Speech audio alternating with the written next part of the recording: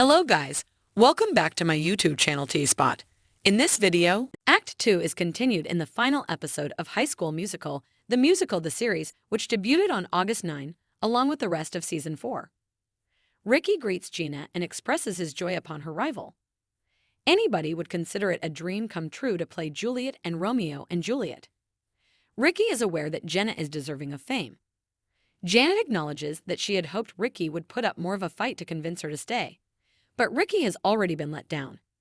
He doesn't want to battle for love only to have it backfire on him.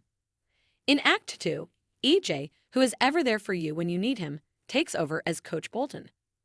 On opening night, Monique arrives and dramatically alters Courtney's life.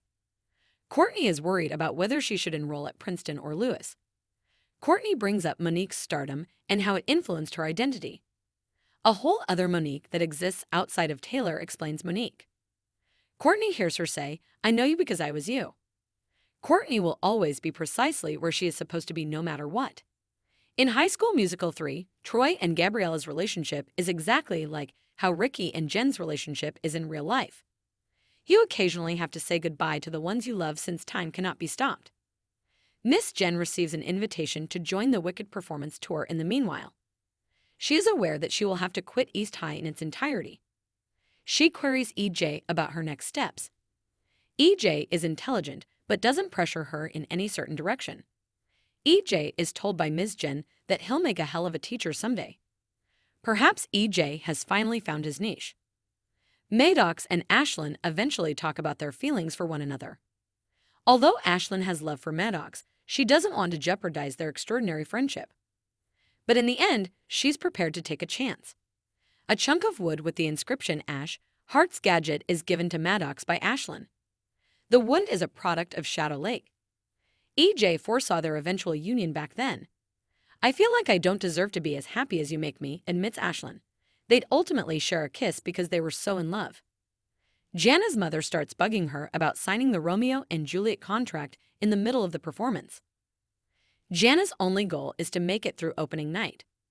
Maddox is apparently traveling to New Zealand with Jana to work as a PA for the film. While Ricky learns that he was accepted to City College, Courtney decides to attend Lewis. When Antoine admits to Big Red that he isn't really French, their relationship takes off. In High School Musical 3, Carlos, Gina, Ricky, Ashlyn, Courtney, and Ricky take a bow. For them all, it marks both an end and a new beginning. Afterward, Ricky addresses the entire cast and breaks down in tears. "I don't know what would have happened to me." Ricky acknowledges if this program hadn't found me. "I don't know where I would have ended up because nobody really saw me before you guys. Nobody really welcomed me. The best thing that has ever occurred to me is this." Jana then enters the space like a famous person. She also had some remarks for her other students. Before enrolling at East High, she had no idea who she was, and she still has no idea of who she will be after they leave. Janet talks candidly to a few of her friends and Ms. Jen about how they've influenced her life. She reserves her most poignant remarks for Ricky. Gina, who is crying, says she has always been anxious about others discovering her true self. Gina says to Ricky, "But with you, I feel so seen, so understood, and so known." He leaps to his feet and gives her a hug. Gina needs to go to the press conference while Ricky is still delayed by 5 seconds, realizing that he neglected to tell Gina that he loves her. Gina has been formally introduced as Juliet, but Mac has vanished without a trace. Where is he now? He's telling his supporters that he won't be portraying Romeo in the play.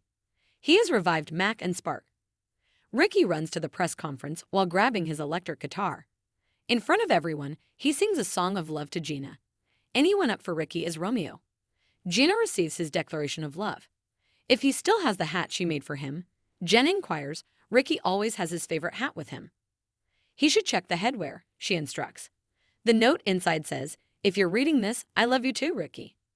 Ricky queries whether the note has always been present. "Just like me," mutters Jenna. Jana has one final surprise in store for Ricky, who still believes she is departing for New Zealand. Jenna makes the announcement that Romeo and Juliet will be filmed in Salt Lake City 5 minutes beforehand without Quinn's knowledge, so she can continue to attend East High. She then signs the contract at that time. Ms. Jen tears up her wicked opportunity as she observes this happening. "Age, I already have my ideal job. This was it.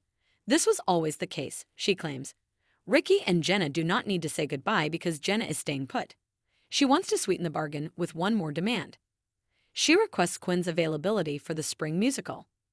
As they celebrate opening night and the upcoming new beginnings, the East High family gathers. Finally, Mr. Matsara and Ms. Jen decide to take that risk together. At a limo, the wild cat stands and sing Born to be Brave. At the end of the day, these kids just want to be kids, so they go to Denny's.